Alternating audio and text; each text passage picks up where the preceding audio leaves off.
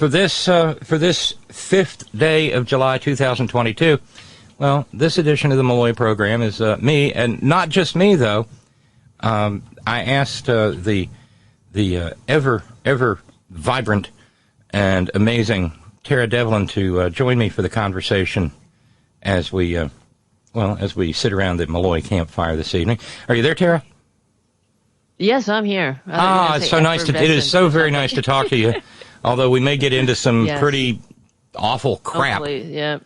But it's awfully nice to talk to you. And I think it's sort of like, just deprocess everything that's been going on over the weekend and all the fresh abominations happening. So, yes, but thank you for inviting me on the show. And, of course, you host Tara Buster. And go right ahead. I'm sorry. Unapologetic liberal talk. That's what I was going to say. So yeah, I do have a tendency to. That's why it's called Tara Buster. So I apologize. Not trying to take over. Oh no, you're fine. You're fine. But the fact of the matter is, you said what went on over the weekend. Ever since a week ago last Friday, when the Klansmen in the black robes, I got to thinking about it. I think the really high-ranking Klansmen actually do wear black robes, but the ones on the Supreme Court and the Klan ladies auxiliary down there, the handmaid. Ever since they did what they did, I've opened every one of my shows over at headon.live with this little statement, and I think we really need to internalize it, and we need to use it as a constant inflection point for our outrage. And it comes from like the second paragraph of the dissent, in which you can find the words, "From the moment of fertilization, a woman has no rights to speak of." Wow. I mean, doesn't that seem like something that just needs to be on a black T-shirt in all capital white letters and then underneath the Supreme Court? Yeah, and especially, I mean, earlier when we were texting, I was the only shining light in everything is that we are in the majority, but the frustrating, it's not, and I'm not just talking about the Democratic majority. I'm talking about in general. There are more normal people in this country than there are than these fascists who they just can't muster the ability to function in a free democratic society. That's what it comes down to. This is why they pull all their dirty tricks to shove their dishonorable flunkies. No, they can't win in a fair fight. Yeah. So, and they will drag us down to a level that they're comfortable with, and that we've been there before. It's called the Dark Ages. And the founders, for all their flaws, this thing is supposed to be an antidote to that kind of system where the intergenerational aristocracy and the monarchy lords over the rest of us while we all pray and await our rewards in heaven. But that's the kind of world they're trying to send us back to. And I mean, they've been very successful. You remind me of you remind me of the song that Joe Hill wrote back in the early days of the labor movement. I think his mother was like some Salvation Army true believer or something, but he turned into a labor radical, and he wrote, "Live on hay, pray and pray, day by day. There'll be pie in the sky when you die." Right. And that's it. They have all the earthly rewards cornered while we all fight over the scraps. So the whole thing is, I feel like I could see what's wrong with the country, but there's other people. It doesn't feel like, as far as I'm concerned, the Democrats fight hard enough, and they acquiesce too easily. Well, you got to admit, though, it's a great country if you're a straight white Christian cisgendered guy. It's a great country. Right. But it may not be so great for them soon enough, because I suspect there will be a monumental spike in child support payments. Oh, right. But I mean, it's all a matter of who you know. It seems, right? Who you are and who you know. And I I believe that, I mean, just this whole 4th of July, the weekend itself, the how disgusting it is that people at a 4th of July parade have to hide their toddlers in dumpsters so they don't get murdered, by a well-regulated militia. Yeah. I guess, right? Yeah. There was another well-regulated militia. I knew we were going to get around to this. We kind of have to get around to this. It was breaking news yesterday, and I talked about it some on my show last night. But more details have emerged, and given my status, it gave me a full-body cringe, and I just sort of put my head in my hands and went, "Oh no!" Uh-oh. What happened? Well, did I miss something? Yeah, this little pencil-neck geek, the young white male murderer. I mean, do we even have to say young white male anymore? I mean, is that just taken as read? Exactly. Apparently, he bought his weapon in Wisconsin, planned the event, planned the massacre, planned the murders for at least a couple of weeks. Right. And of course, I think we owe a duty to reinforce and recognize and scream from the rooftops. He was that beloved of the National Rifle Association. He was a lawful gun owner. He was a lawful gun owner until the moment when he pulled the trigger. But oddly enough, when you see the pictures of this this murderous man, right, you gotta wonder about the gun shop where the rifle was bought. He walks in, and the gun shop owner just looks at him and goes, "Oh yeah, you look perfectly sane." Right, he's a walking red flag. Right there, right? I mean, that's what I thought too. Who sold this guy the gun? But whatever, it doesn't matter. Greed is the only American value. And I'm frankly sick of it. And it's it really is the reason, in my opinion, is because of the media consolidation, creating these silos of information where people go and they get their biases confirmed. But then even worse, there's, the right wing propaganda mill, which makes people stupider than people less informed than those who watch no news at all. So then they're out in the community with this misinformation, and it's everybody just digging in to like toddlers. But I mean, the reason I'm saying this too is because so in my own little world here, I live in Queens, New York, and yesterday was the 4th of July, and I have some guy who likes to blow up fire. I guess it's not even fireworks; it's just M80s or something, so exploding thing. He likes to make boom booms all night, all year round, and then on I guess the 4th of July, he goes nuts. And he was up all night, till 4 o'clock in the morning, boom, boom, boom. And I have cats there under the bed, and people on the neighbors app or Nextdoor app, or whatever the hell. People are like, who is shooting off these fireworks, right? And then so others are like, it's the 4th of July, nobody gives a crap about anybody else. Well, it's just about selfishness. Let me make my boom boom, and everyone else is just supposed to endure because that's their freedom to make a boom boom. You know what I mean? It doesn't matter how it affects the community. Well, we have a very twisted idea of what constitutes freedom. Freedom is having 29 or 59 versions of breakfast cereal to choose from, but it does not include, because that's really freedom. And freedom is the ability to go and buy a weapon of war because, maybe hung around some sketchy internet spaces. But freedom does not include, for instance, the ability of a 10-year-old little girl to not have to have a freaking baby.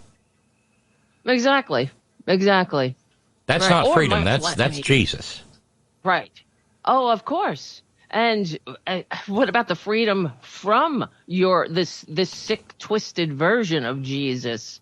And this is where we're getting into, and we're in big trouble, in my opinion. This country is in big trouble unless we get it back. And of course, I was just reading now, Kristen Sinema has said yet again she has no interest in any reform to the filibuster because apparently that's that's our primary concern. This archaic racist law that, I mean, not even law, it's a rule, a Senate rule that that basically was used to entrench racism throughout its history. It was never to advance rights. And it's everywhere we look, we have these problems, and it doesn't seem like we do not want to fight fire with fire, but the fact is, it goes down to right down to the bone. Greed and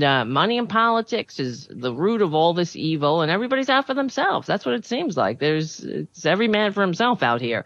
That's why they're like, here, have a gun. And now they've under, the Supreme Court, this illegitimate Supreme Court, rolled back this over 100-year law that New York used to prevent New York City from becoming Dodge City, basically. So now we have to worry about assholes running around with guns openly because they can. Well, and what I said early on when we first got started is, I saw something earlier today and went, oh no, because apparently, I mean, and every time one of these things happens, there are these little details that the weirdos of the right latch onto. They were screaming, "He's Antifa." Right. Yesterday, before the blood had congealed on the sidewalk, but there's the photo of him standing in his weird ass Where's Waldo costume at a Trump rally. Right. And there he is taking footage of Trump landing at the airport and the presidential SUV pulling out of the gate. Mm-hmm. I mean, they're saying he's working undercover. He's trying to give Trumpanzees a bad name, but there goes the party of personal responsibility again. They never stick to that motto unless they're trying to deny health care to somebody. So, and if it's taking responsibility for who you attract, and you want to know somebody, look at their friends, look at who they attract, look at the nuts. Not that we don't have nuts, but our nuts aren't murdering people in schools, it seems, or are they? Did I miss something? No, our nuts generally don't do that. Our nuts are. I mean, what do our nuts do? I can't remember the last time there was really a left wing. Well, the only one I can really think of right off the bat is the guy who shot up the congressional baseball game and almost killed Steve Scalise of Louisiana Stan. And after being almost killed, the first thing that Steve Scalise did when as soon as he could be up and about, was get down on his knees in front of the NRA again. Right, and he wanted to assure them that he hadn't changed. Right, that's the thing. They never see the light. It's so true. That's why I was surprised. Well, even when Rush Limbaugh blew his ears out with being an addict, right? Yeah. So I thought, well, he went to rehab. Maybe he'll do the steps. He'll have a spiritual awakening in some form. No. He went and talked to some horses for 6 weeks and came back. And the only change that did reek in him, I think, whatever, is that Limbaugh never said another bad word about the ACLU again. Oh, really? Yeah, because the ACLU were the ones who saved his bacon. Yeah. When he got busted doctor shopping with that bottle of somebody else's Viagra on an all-boys weekend. I still get a little smile every time I say it. Rush Limbaugh was busted with a bottle of somebody else's Viagra on an all-boys weekend to the Dominican Republic, which is known, of course, as a destination for skeevy old men who like to have sex with underage little boys. Yeah. For child sex trafficking and sex tourism for pedophiles. If the cue balls would actually look around, they might actually find the pedophile child sex traffickers. And here's a hint: it ain't Hillary Clinton, and it ain't happening in the basement of a pizza joint in D.C. that ain't got a basement. But I said earlier, the part where I said, "Oh no, this murderous white man." first of all, he took up a sniper position on a rooftop. Mm-hmm. There's that. So there, and that was not lost on me when I realized. Do you remember the January 6th hearing of a couple of weeks ago? You know, before Cassidy Hutchinson, when they had the audio of the cop saying, "Yeah, we got one up in a tree here. He's taking up a position in a tree, and he's got an AR-15." Mm-hmm. That's a sniper position. Right. So this murderous white man took up a sniper position and proceeded to snipe. Wow. But here's the thing. He was dressed as a woman. Right. But he was doing it too. No. Right. Well, I thought you were going to say it came out today that he's trans. No. He was actually costumed so that he could more easily get away in the in the terrified crush.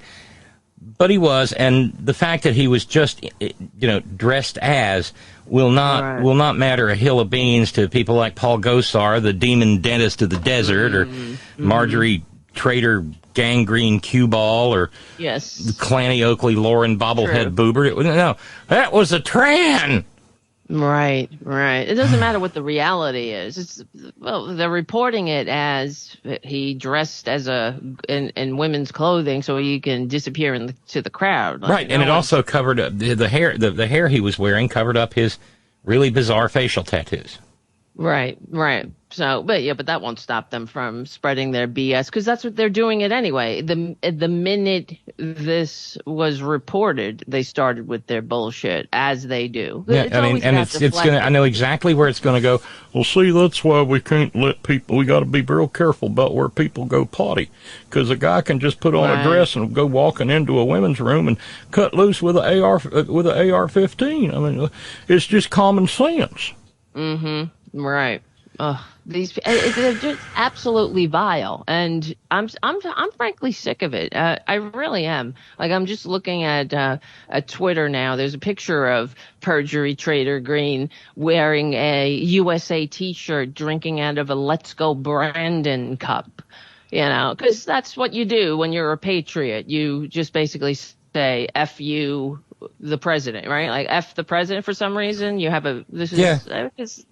they have the emotional maturity, the collective emotional maturity of a schoolyard bully taunt, not even the bully itself. Well, no, it was, I think just 2 Sundays ago, I'd gone to, it's the same place that we had brunch when you were down here. Mm-hmm. Yep. Well, I had gone there, and when I came out, I noticed this car parked next to me, and they were from Michigan, and they had a bumper sticker on their car that said, "Joe and Ho gotta go, make America great." I'm like, let's see. You just marked yourself out as a racist, a misogynist, and a Republican, an asshole, all of the above. And they don't know how to behave themselves. And I don't mean to harp on this neighbor next door app or whatever the hell, but there's a overarching, I guess, community standard where you're supposed to be respectful, right? You don't you don't shame people, whatever the hell, right? So, but every time there's somebody posts, somebody got their car broken into, there was a cabbie got robbed, that's what happened, and they posted, keep voting Democrat party, right. And I'm like, I'm so sick of this. Every time we turn around, they're just like, they cannot behave themselves, so I'm like, well, first of all, it's Democratic Party. They can't even say that's the first one, isn't it? That's always the first one. Right, Democrat Party. Because right out of the gate, that just says that it's like a gang sign, that they're flipping the gang sign to their fellow Trumpanzees and fascists. Because they're on the same page. Then that's kind of signaling how they how they spot each other in the wild. They'll just say Democrat Party, then they know. And again, it's also important to remember that goes back, and I keep harping on this, Tara, because I think it's important, because I think some people are falling into a little bit of a trap of thinking that this is all just something that started in 2017 right. or 2016. Yes. Right. Democrat Party has been going on.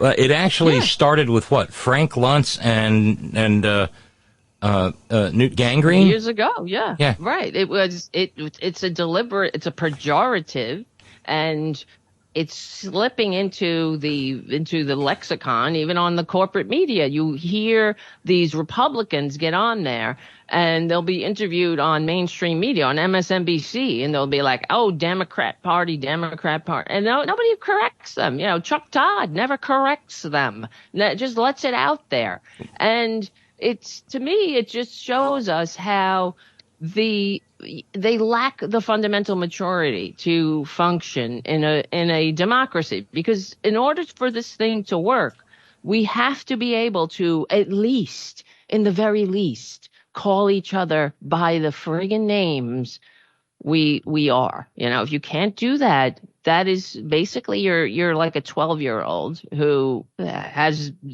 zero, you really have no business being anywhere near the halls of power. And no one ever calls them out. So it's like they're allowed to be as vile and immature and ridiculous as they are. And everybody just kind of goes, oh, well, that's just them. And the reason I brought it up about the app is because they, some idiots were going on about it. I was like, my father drove a cab in the 1950s and here in New York, and he was held up at gunpoint. And it's hard to believe that crime actually existed before progressives were even born, right? Some progressives.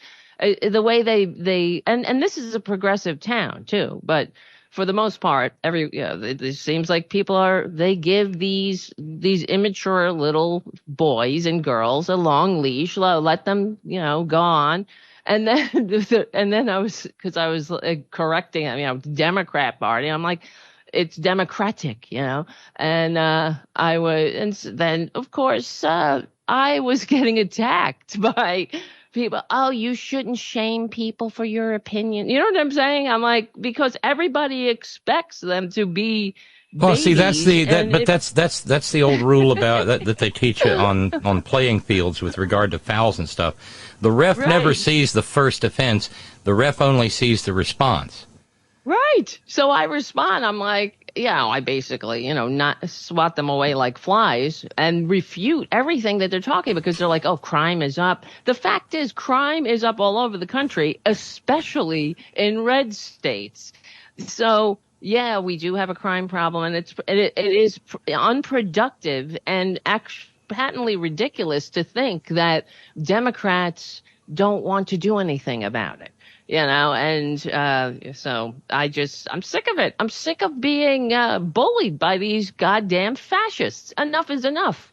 I could not agree with you more. Yeah. And we will get into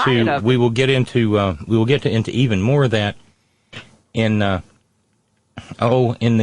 next half hour of the program. I'm so glad that you came along to cuss and discuss with me. It's always fun, just sort of getting a little bit of a steam release, letting some off the pressure valve.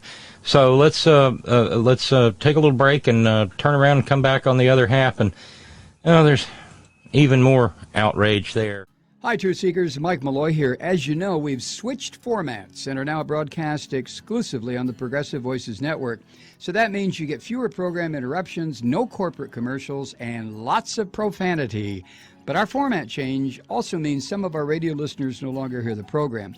It's been a while since I mentioned our podcasts, so you may have forgotten that there is a way to listen to this program anytime you need a good dose of screaming. Visit MikeMalloy.com and subscribe to our podcasts. As a podcast subscriber, you can download the program to your mobile device and take me with you wherever you go. And if you have a friend who needs a dose of truth-seeking, you can give a gift subscription as well. That's MikeMalloy.com, and never miss a minute of the uncensored fun and frivolity.